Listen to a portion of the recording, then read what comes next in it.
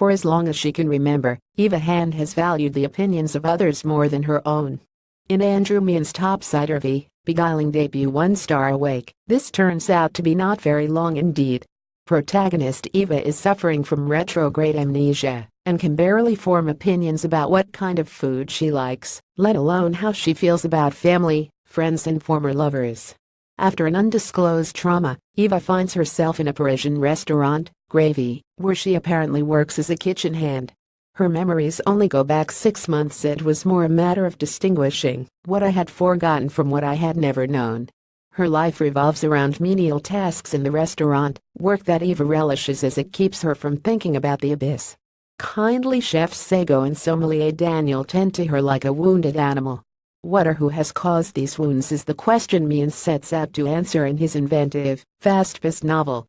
The twin themes of memory and trauma are to the fore in a most unusual rendering that quietly grips the reader from the opening pages.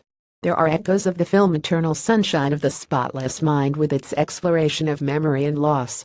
Is it better to forget something entirely if the pain of remembering is too great? 1-star Awake mixes fantasy with scenes of brutal reality as it explores this question. Racket-thin and badly bruised, Eva is as substantial as a ribbon and desperately incapable in any social situation. She reads about her former self in a diary and surmises of her relationship with married man Jerome that she was an expert in self-delusion and by the sense of it very little else.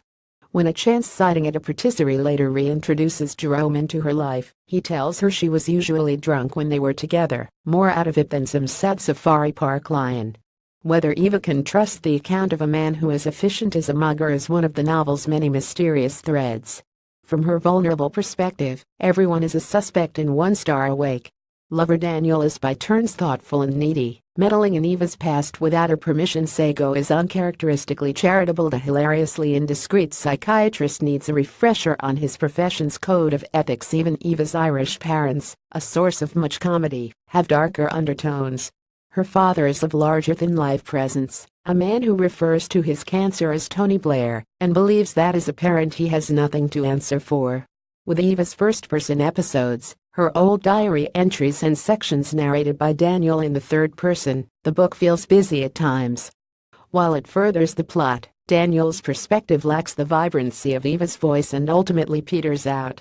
Titles break up the various sections, but are not particularly interesting in their own right.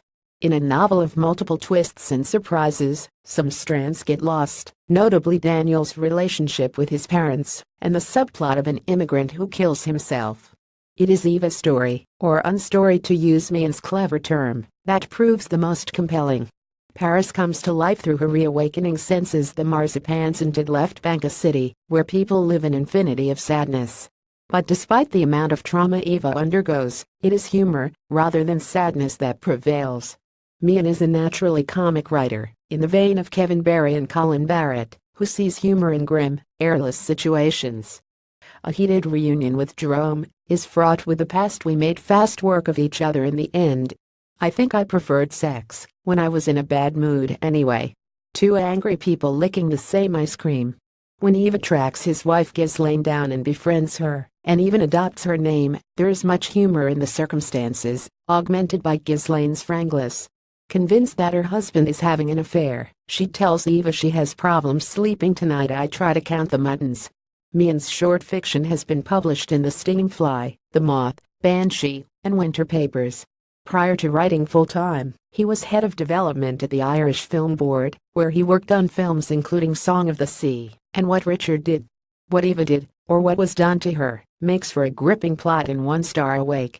Her journey to discover who she is pays homage to a literary great of her adopted city as she tells Daniel that there's no such thing as lost time. It's not a mystery. I was caught up in a world that was too much for me.